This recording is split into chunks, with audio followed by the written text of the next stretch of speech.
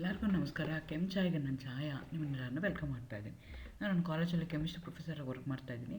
ನನ್ನ ಇಂಟೆನ್ಷನ್ ಈ ಚಾನಲ್ನ ಸ್ಟಾರ್ಟ್ ಮಾಡೋದಕ್ಕೆ ಅಂದರೆ ಸಾಧ್ಯ ಆದಷ್ಟು ಕೆಮಿಸ್ಟ್ರಿ ರಿಲೇಟೆಡ್ ಟಾಪಿಕ್ನ ಸಿಂಪಲಾಗಿ ಕನ್ನಡ ಹೇಳುವಂಥ ಪ್ರಯತ್ನ ಮಾಡ್ತಿದ್ದೀನಿ. ಕೆಮಿಸ್ಟ್ರಿ ಇಷ್ಟ ಇಲ್ದಿರೋ ಕೆಮಿಸ್ಟ್ರಿ ಕಡೆಗೆ ಸೆಳೆಯುವಂಥ ಪ್ರಯತ್ನ ನನ್ನ ಚಾನಲಲ್ಲಿ ಮಾಡ್ತಾ ಇದ್ದೀನಿ. ಪರ್ಟಿಕ್ಯುಲರ್ಲಿ ಕನ್ನಡ ಮೀಡಿಯಂ ಹುಡುಗರಿಗೆ, ರೂರಲ್ ಹುಡುಗರಿಗೆ ಹೆಲ್ಪ್ ಆಗಲಿ ಅಂತ ಕೆಮಿಸ್ಟ್ರಿನ ಕನ್ನಡದ ಹೇಳುವಂಥ ಪ್ರಯತ್ನ ನನ್ನ ಚಾನಲಲ್ಲಿ ನಾನು ಮಾಡ್ತಾ ಇದ್ದೀನಿ. ನೀವೇನಾದರೂ ಈಗ ಬೆಂಗಳೂರು ಸಿಟಿ ಯೂನಿವರ್ಸಿಟಿಯಲ್ಲಿ 5th ಸೆಮಿಸ್ಟ್ರಲ್ಲಿ ಓದ್ತಾ ಇದ್ದೀರಾ ಅಂದರೆ 5th ಸೆಮಿಸ್ಟ್ರಲ್ಲಿ 2 ಪೇಪರ್ ಬರುತ್ತೆ, ಪೇಪರ್ 5 ಆ್ಯಂಡ್ ಪೇಪರ್ 6 ಅಂತ. ಪೇಪರ್ 5ಅಲ್ಲಿ ಒಂದು ಚಾಪ್ಟರ್ ಬರುತ್ತೆ, ಕೋಆರ್ಡಿನೇಷನ್ ಕಾಂಪೌಂಡ್ಸ್ ಅಂತ. ಅದರದ್ದು ಇಂಪಾರ್ಟೆಂಟ್ ಕ್ವಶನ್ಸ್ನ ಈಗ ಸದ್ಯಕ್ಕೆ ಡಿಸ್ಕಸ್ ಮಾಡ್ತಾ ಇದ್ದೀನಿ. ಆಲ್ರೆಡಿ 3 ವಿಡಿಯೋ ಅಪ್ಲೋಡ್ ಮಾಡಿದ್ದೀನಿ, ಇದು 4ನೇ ವಿಡಿಯೋ ಅಪ್ಲೋಡ್ ಮಾಡ್ತಾ ಇರೋವಂಥದ್ದು. ಇವತ್ತಿನ ವಿಡಿಯೋದಲ್ಲಿ ನಾನು ವರ್ನರ್ ಥಿಯರಿ ಅಂತ, ಅದರಲ್ಲಿ ಎಷ್ಟೊಂದು ಥಿಯರಿ ಬರುತ್ತೆ. In order to explain the formation of the complexes or the formation of the coordination compounds ಹೇಗಾಗುತ್ತೆ ಅದನ್ನು ತಿಳ್ಕೊಳ್ಳೋದಕ್ಕೆ ನಮಗೆ ಒಂದು ಥಿಯರಿ ಇದೆ. ಆ ಥಿಯರಿಗೆ ಏನಂತ ಕರಿತೀವಿ, ಅಥವಾ ಫಸ್ಟ್ ಥಿಯರಿ ಅಂತ ಏನು ಕರಿತೀವಿ ಅದಕ್ಕೆ ವರ್ನರ್ ಥಿಯರಿ ಅಂತ ಕರಿತೀವಿ. Which was proposed by Werner, who is called as A father of the coordination chemistry ಅಂತ ಕರೀತಾರೆ. ಸೊ ಆ ಥಿಯರಿ ಕ್ವಶನ್, ಅದ್ರ ಮೇಲೆ ಯಾವ ಥರ ಕ್ವಶನ್ ಆನ್ಸರ್ಸ್ನ ಕೇಳ್ತಾರೆ, ಅದರದ್ದು ಪಾಸ್ಟುಲೇಟ್ಸ್ ಏನಿದೆ, ಅದರದ್ದು ಲಿಮಿಟೇಷನ್ಸ್ ಏನಿದೆ, ಅದನ್ನು ಇವತ್ತು ನಾನು ಡಿಸ್ಕಸ್ ಮಾಡೋಣ ಅಂತ ಅಂದ್ಕೊಳ್ತಾ ಇದ್ದೀನಿ. Again welcome to Chaya. ನನ್ನ ಚಾನಲ್ನ ಸಬ್ಸ್ಕ್ರೈಬ್ ಮಾಡಿ. ನಾನು ಮುಂಚೆನೇ ಹೇಳ್ದಂಗೆ ವರ್ನರ್ ಏನಿದೆ ಅಲ್ಲ, ಅವನಿಗೆ ನಾವು ಫಾದರ್ ಆಫ್ ಕೋಆರ್ಡಿನೇಷನ್ ಕೆಮಿಸ್ಟ್ರಿ ಅಂತ ಕರಿತೀವಿ. He got the Nobel prize also in chemistry in 1913 for the Discovery of these new things. ಅವನೇನು ಮಾಡ್ದ ಅಂತಂದರೆ ಕೊಬಾಲ್ಟ್ ಕಾಂಪ್ಲೆಕ್ಸಸ್ನ ತೊಗೊಂಡ, ಅದಕ್ಕೆ ಬೇರೆ ಕೊಬಾಲ್ಟ್ ಸಾಲ್ಟ್ನ ತೊಗೊಂಡು ಅದಕ್ಕೆ different amount of ammonia add ಮಾಡ್ತಾ ಹೋದಾಗ ಅವನಿಗೆ ಬೇರೆ ಬೇರೆ ಕಲರ್ಗಳು ಬರ್ತಾ ಹೋಗ್ತಾ ಹೋಯಿತು. ಯಾಕೆ ಈ colour? For example cobalt chloride ಜೊತೆಗೆ ಅಮೋನಿಯಾ 6 ಟೈಮ್ಸ್ ಅಮೋನಿಯಾ ಹಾಕಿದಾಗ ಯೆಲ್ಲೋ ಕಲರ್ ಕಾಂಪ್ಲೆಕ್ಸ್ ಬಂತು ಅವನಿಗೆ. ಅದೇ ಥರ 5 ಹಾಕಿದಾಗ ಅವನಿಗೆ ಈ ಪರ್ಪಲ್ ಕಲರ್ ಥರ ಇರುವಂಥದ್ದು ಕಾಂಪ್ಲೆಕ್ಸ್ ಅವನಿಗೆ ಬಂತು. ಸೊ ಆವಾಗ ಹಿ ಗಾಟ್ ಫ್ಯಾಸಿನೇಟೆಡ್ ಆ್ಯಂಡ್ ಈ ವಾಂಟೆಡ್ ಟು ಸ್ಟಡಿ ಯಾಕೆ ಬೇರೆ ಬೇರೆ ಕಲರ್ ಬರ್ತಿದೆ. ಕೆಮಿಕಲ್ಸು ಒಂದೇ ಇದೆ, ಆದರೆ ಇದು ಚೇಂಜ್ ಆಗಿದ ತಕ್ಷಣ ಅಮೌಂಟ್ ಆಫ್ ಲಿಗ್ಯಾಂಡ್, ನಮಗೀಗ ಅದು ಲಿಗ್ಯಾಂಡ್ ಅಂತ ಗೊತ್ತು, ಆದರೆ ಅವನಿಗೆ ಅವಾಗ ಗೊತ್ತಿರಲಿಲ್ಲ. ಆವಾಗ ಹೇಗಾಗುತ್ತೆ ಅಂತ ಅವನಿಗೆ ಬಿತ್ತು. ಸೊ ಹಾಗಾಗಿ ಅವನೇನು ಮಾಡ್ದ, ಬೇರೆ ಬೇರೆ ಕಾಂಪ್ಲೆಕ್ಸಸ್ನ ತೊಗೊಂಡು ಬೇರೆ ಬೇರೆ ಅಮೌಂಟಲ್ಲಿ ಹಾಕ್ತಾ ಹೋದ. ಫಾರ್ ಎಕ್ಸಾಂಪಲ್ 6 ಅಮೋನಿಯಾ ಹಾಕ್ತಾ, 5 ಅಮೋನಿಯಾ ಹಾಕ್ತಾ, 4 ಅಮೋನಿಯಾ ಹಾಕ್ತಾ, 3 ಅಮೋನಿಯಾ.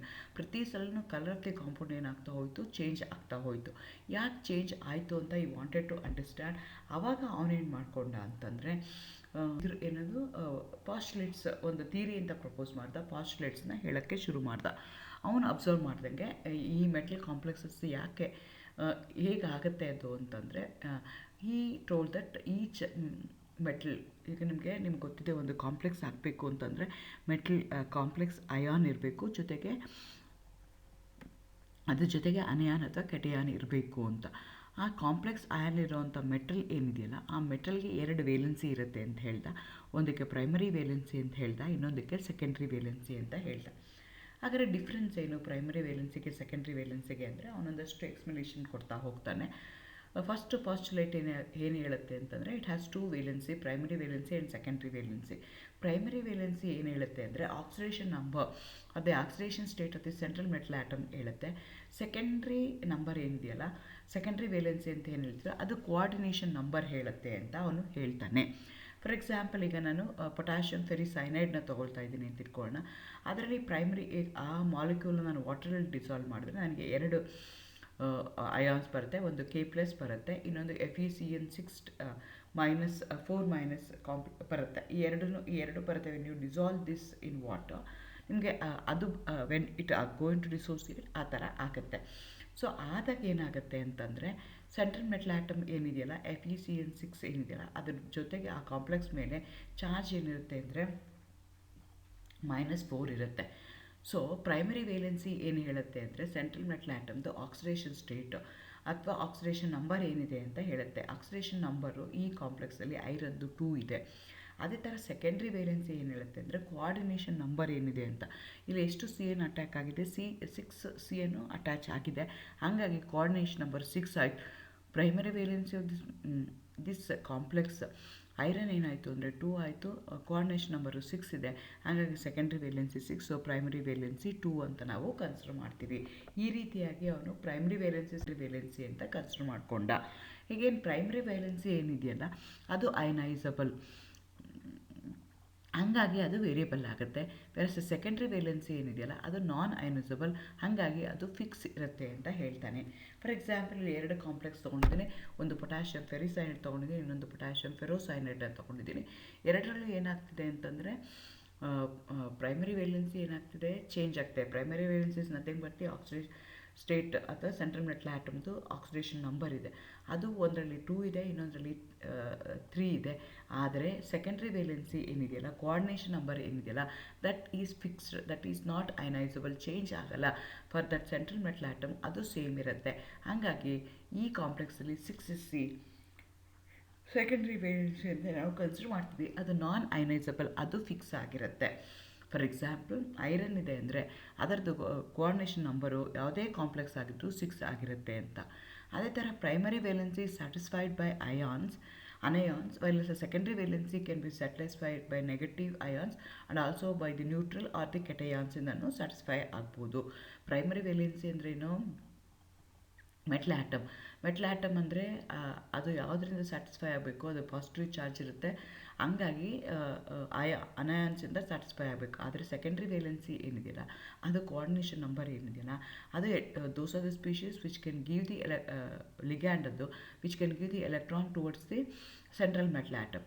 ಸೊ ಹಾಗಾಗಿ ಆ ಲಿಗ್ಯಾಂಡ್ಸು ನೆಗೆಟಿವ್ಲಿ ಚಾರ್ಜ್ ಇರ್ಬೋದು, ನ್ಯೂಟ್ರಲ್ ಇರ್ಬೋದು, ಇಲ್ಲಾಂದರೆ ಕೆಟಯಾನ್ಸೂ ಇರ್ಬೋದು. ಅಂಥದಕ್ಕೆ ನಾವೇನಂತ ಕರಿತೀವಿ ಅಂದರೆ ಸೆಕೆಂಡ್ರಿ ವೇಲೆನ್ಸಿ ಅಂತ ಕನ್ಸಿಡರ್ ಮಾಡ್ತೀವಿ. Primary valency non directional, versus the secondary valency is directional because ಅದು coordination number. So ligands, so they are going to orient across the central metal atom. So depending upon the number of ligands ಬೇರೆ ಬೇರೆ shape ನಿಮಗೆ ಬರ್ತಾ ಹೋಗುತ್ತೆ. For example when you consider the secondary valency ಏನಾದರೂ 6 ಇತ್ತು ಅಂತ ಇಟ್ಕೊಳ್ಳೋಣ, coordination compound 6 ಇತ್ತು ಅಂದರೆ ಜೊಮೆಟ್ರಿ ಏನಾಗುತ್ತೆ, ಆಕ್ಟಾಹೈಡ್ರಲ್ ಆಗುತ್ತೆ. ಅದೇ ಥರ ಸೆಕೆಂಡ್ರಿ ವೇಲೆನ್ಸಿ ಅಥವಾ ಕೋಆರ್ಡಿನೇಷನ್ ನಂಬರ್ 4 ಇತ್ತು ಅಂತಂದರೆ ಜಾಮೆಟ್ರಿ ಏನಾಗುತ್ತೆ ಅಂದರೆ ಟೆಟ್ರೈಡ್ರಲ್ ಆಗುತ್ತೆ, ಇಲ್ಲಾಂದರೆ ಸ್ಕ್ವೇರ್ ಪ್ಲೇನಾರ್ ಆಗುತ್ತೆ. ಅದೇ secondary valency determines the stereochemistry of the complex also. So these are the things he told that ನಿಮ್ಗೆ ಕೊಟ್ಟಿರುವಂಥ ಕಾಂಪ್ಲೆಕ್ಸಲ್ಲಿ ಮೆಟಲ್ ಅಯಾನ್ ಇರುತ್ತೆ, ಕಾಂಪ್ಲೆಕ್ಸ್ ಇರುತ್ತೆ, ಲಿಗ್ಯಾಂಡ್ಸ್ ಇರುತ್ತೆ. ಸೊ ಅದು ಯಾವ ರೀತಿ ಇರುತ್ತೆ ಅಂದರೆ ಅವನು 2 ವೇಲೆನ್ಸಿ ಇರುತ್ತೆ ಅಂತ ಹೇಳ್ತಾನೆ. ಆ 2 ವೇಲೆನ್ಸಿ ಡಿಫ್ರೆನ್ಶಿಯೇಟ್ ಮಾಡ್ತಾ ಹೋಗ್ತಾನೆ. ಸೊ ಯೂಶಲಿ ನಿಮಗೆ ನೆನ್ಪಿಟ್ಕೊಳ್ಳೋಕೆ ಈಸಿ ಆಗಬೇಕು ಅಂದರೆ primary valency is ionisable valency, versus secondary valency is non ionisable ಅಂತ ಕನ್ಸಿಡರ್ ಮಾಡ್ತೀವಿ.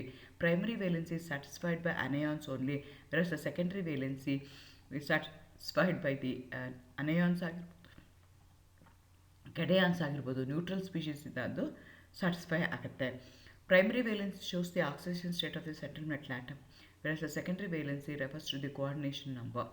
Primary valency non directional, secondary valency directional ಇರುತ್ತೆ. ಪ್ರೈಮರಿ ವೇಲೆನ್ಸ್ನ ನಾವು ಡಾಟೆಡ್ ಲೈನ್ಸಲ್ಲಿ ರೆಪ್ರೆಸೆಂಟ್ ಮಾಡ್ತೀವಿ, ವೆರಸ್ ಸೆಕೆಂಡ್ರಿ ವೇಲೆನ್ಸ್ನ ನಾವು ಥಿಕ್ ಲೈನ್ಸಲ್ಲಿ ಅದನ್ನು ನಾವು ರೆಪ್ರೆಸೆಂಟೇಷನ್ ಮಾಡ್ತೀವಿ. ಸೊ ಈ ರೀತಿಯಾಗಿ ವಾರ್ನರ್ ಏನು ಮಾಡ್ದ, 2 ವೇಲೆನ್ಸಿ ಇದೆ, ಆ 2 ವೇಲೆನ್ಸಿಗೆ ಏನೇನು ಡಿಫ್ರೆನ್ಸ್ ಇದೆ ಅಂತ ಹೇಳ್ತಾನೆ. ಸೊ ಹಾಗಾಗಿ ಅದು ನಿಮಗಾಗತ್ತೆ. Next he was unable to answer many questions, ಅದಕ್ಕೆ ನಾವೇನಂತ ಕರಿತೀವಿ, ಲಿಮಿಟೇಷನ್ಸ್ ಅಂತ ಹೇಳ್ತೀವಿ. ಅದನ್ನ ಅವ್ನು ಹೇಳಿದ್ದೆಲ್ಲ ತಪ್ಪು ಅಂತ ನಾನು ಹೇಳ್ತಾ ಇಲ್ಲ, ಆದರೆ ಅದರಲ್ಲಿ ಕೆಲವೊಂದು he was unable to answer so many things. ಮೊದಲನೇದು he was unable to tell why in some complexes the coordination number will be 4, some complexes coordination number will be 8 or 6 like that.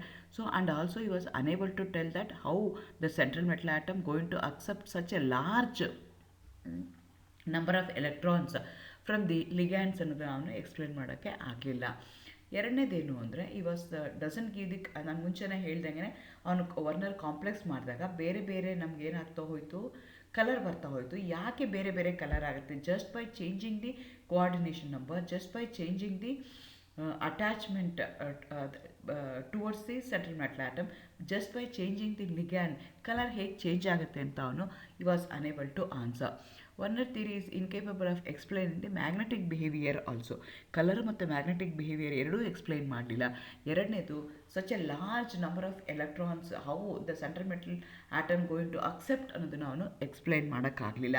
So these are the 2 limitations of Werner theory.